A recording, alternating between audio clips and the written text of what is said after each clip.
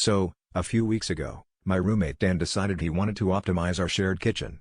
At first, this just meant stacking cans of soup so the labels all faced out, which was honestly a nice upgrade from our usual avalanche of pasta boxes motif. But then he started alphabetizing everything.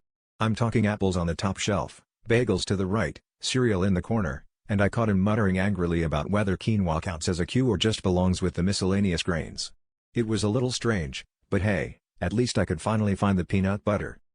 Things started to get a little weirder when Dan instituted Alpha Order Only Week. He claimed it was for maximum efficiency and snack satisfaction.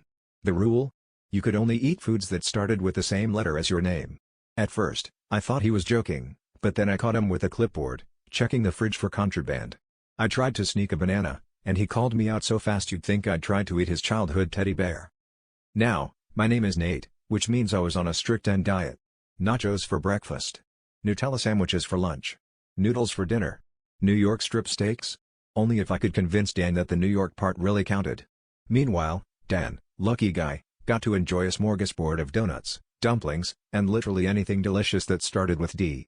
My only small victory was pointing out that Diet Coke technically belonged to him, and he could keep it. The breaking point came when I tried to make a salad and Dan screamed, "Not so fast. Lettuce is for Larry." I realized then that I'd spent 2 weeks living like I was in a Sesame Street segment sponsored by the letter N. When my mom called to ask how I was doing, I just sighed and said, "Honestly, Mom, I've never wanted to be named Benedict more in my life, at least then I could eat eggs."